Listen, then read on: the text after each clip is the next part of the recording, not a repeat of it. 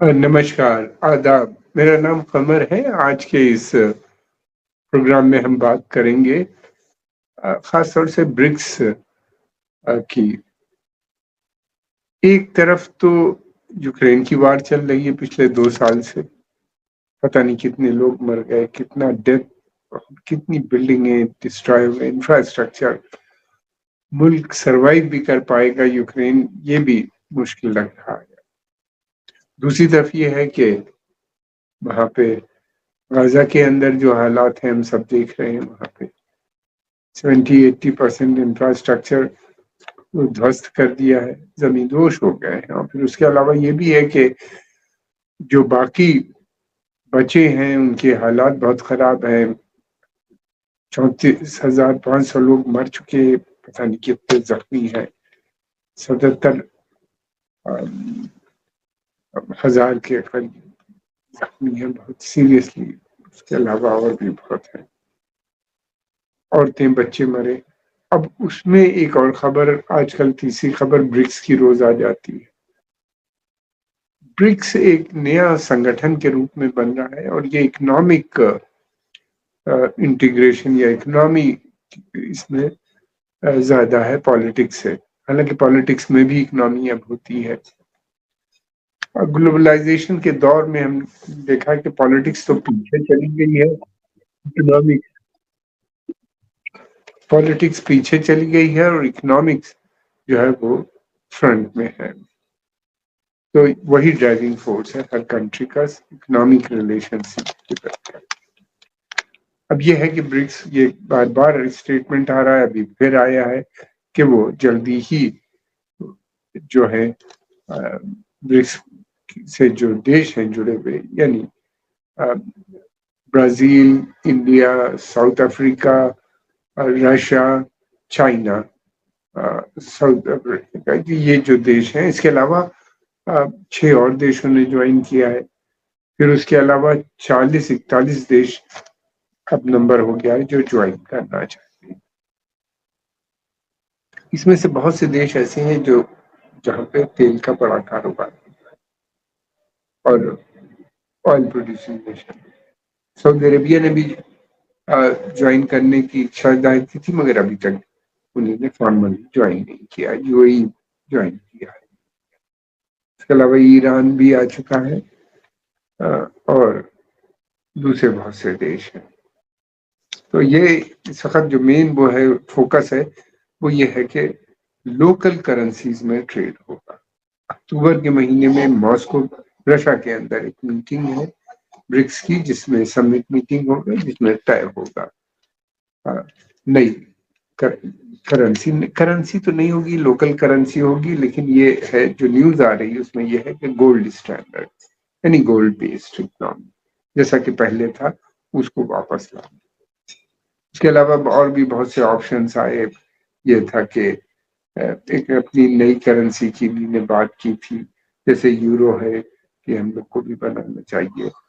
इसके अलावा ये भी था कि बहुत से ऑप्शन से मैं डिटेल्स में नहीं जाना चाहता, मगर ये कि अब ये है कि लोकल करेंसीज में करेंगे, गोल्ड बेस्ड होगा। बहुत से देश इच्छुक है। कारण सबसे बड़ा ये है कि जब रशिया ने यूक्रेन पे अटैक किया तो उसके बाद अमेरिकन ने रशिया के ऊपर से सैंक्शंस लगा दिए, खासतौर से ऑयल की इंडस्ट्री और उसके अलावा दूसरी भी उनके सेक्टर्स भी। सैंक्शन के लगने से एक संतुलन बिगड़ने लगा। तेल के सप्लाई एकदम से रशियन कम होने की वजह से तेल की कीमतें बढ़ने लगी और एक बहुत बड़ी चिंता डेवलपिंग नेशन होने लगी कि आने वाले समय में अगर ऐसा ही रहा और अमेरिका इसी तरह सैंक्शंस लगाता रहा तो समस्याएं खासतौर से डेवलपिंग नेशन की लगातार बढ़ती हुई नजर आ रही।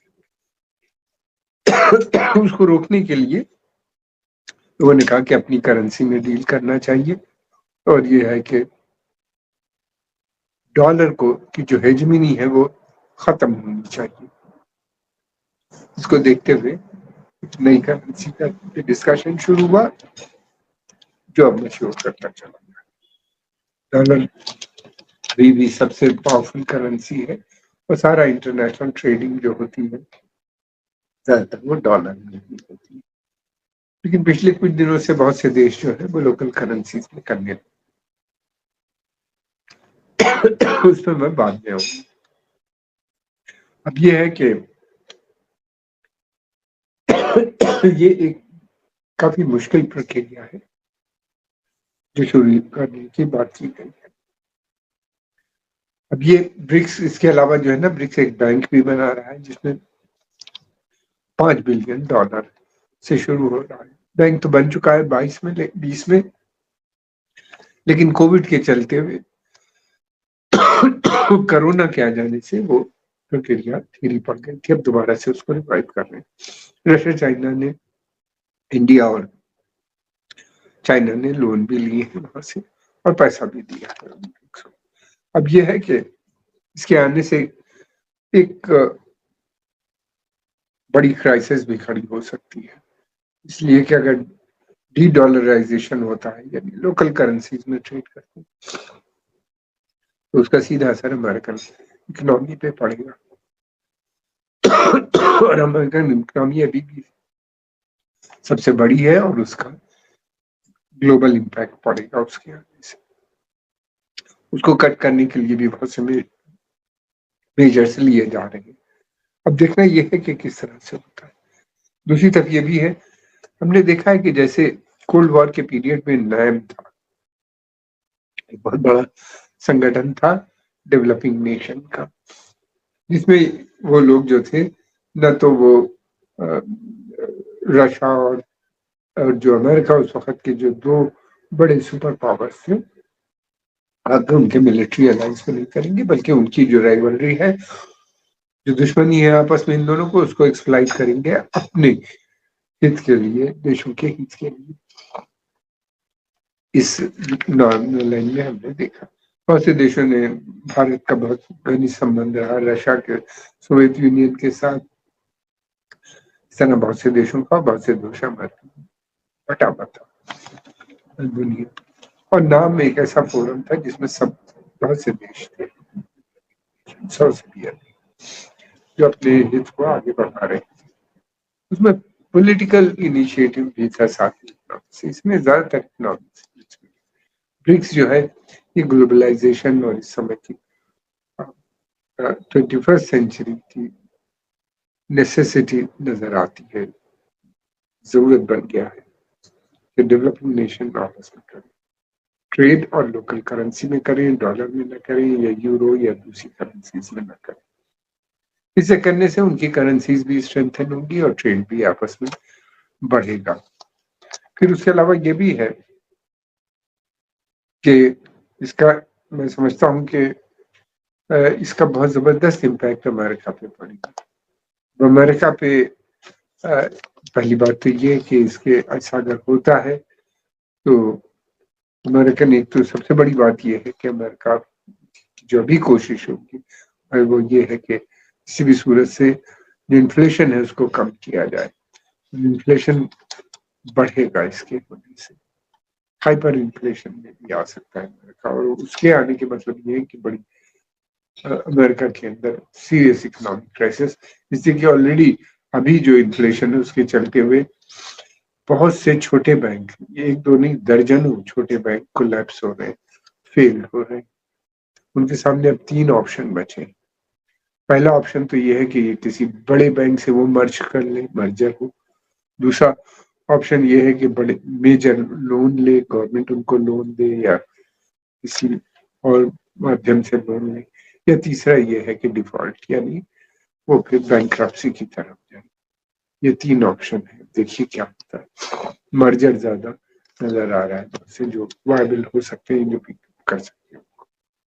अब ये भी है कि ये स्मॉल बैंक जो होते हैं, इनके फेलियर से या मर्जर से बड़े बैंकों की इकोनॉमी पे भी असर पड़ेगा।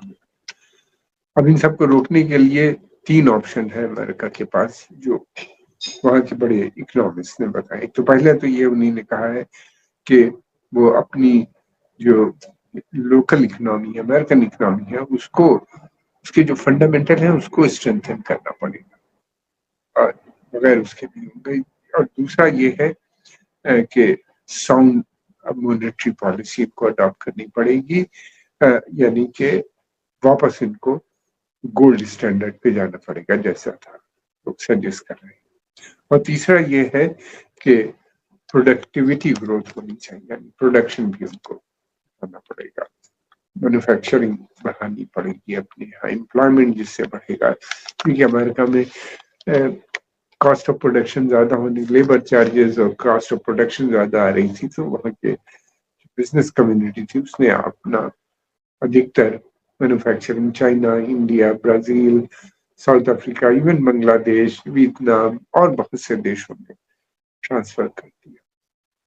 उनको वापस आना चाहिए, संभव है कि वो वापस आ पाएंगे, बहुत आसान काम नहीं होगा, इसलिए कि इंडस्ट्री जो होती है वो प्रॉफिट पे जाती है, और प्रॉफिट तभी होगा कि जब वो कंपटीशन टफ है चाइनीज से, कि मार्केट चाइनीज ने काफी बड़ा मार्केट ऑलरेडी का में इंटर कर चुका है, और उसके साथ कंपटीशन है, यहाँ पे सस्ता माल भी बनता है।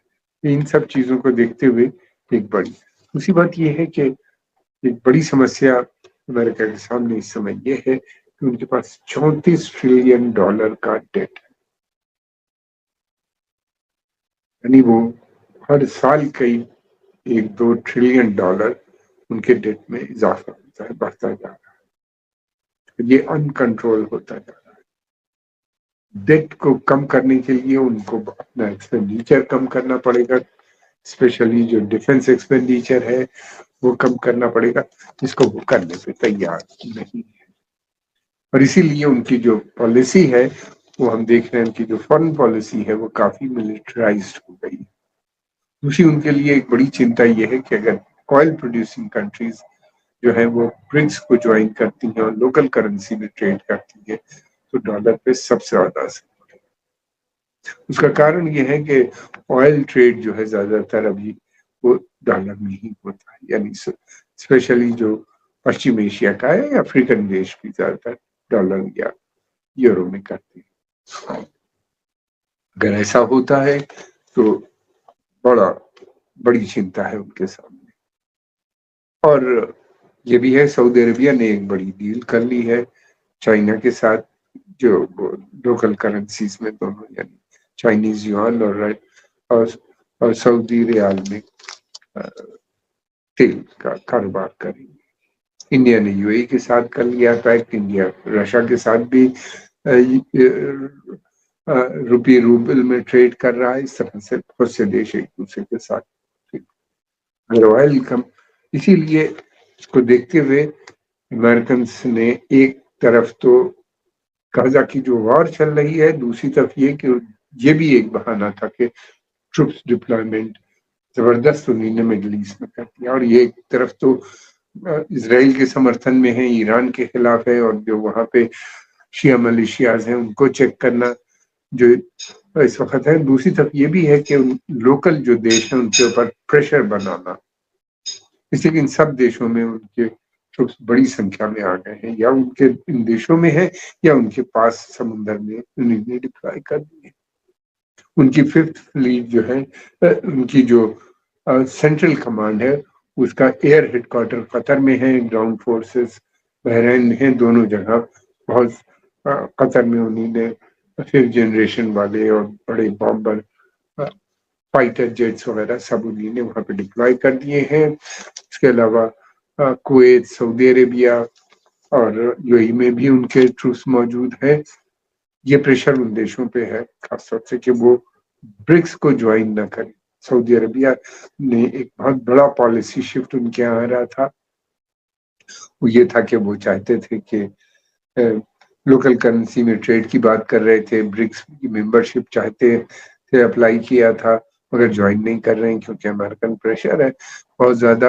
और फिर उसके अलावा ये भी था कि उन्होंने डोमेस्टिक पॉलिसीज में बहुत से चेंजेस लाए थे, सेल्फ रिलायंस की बात करने लगे थे डी डॉलराइजेशन के साथ साथ, और ये था कि उसका सीधा असर होता। सऊदी अरेबिया अगर ऐसा करता तो फिर यूएई और कतर, बहरीन, कुवैत वो भी वही करते क्योंकि वो लीडर है। ईरान पहले से ही इनके खिलाफ।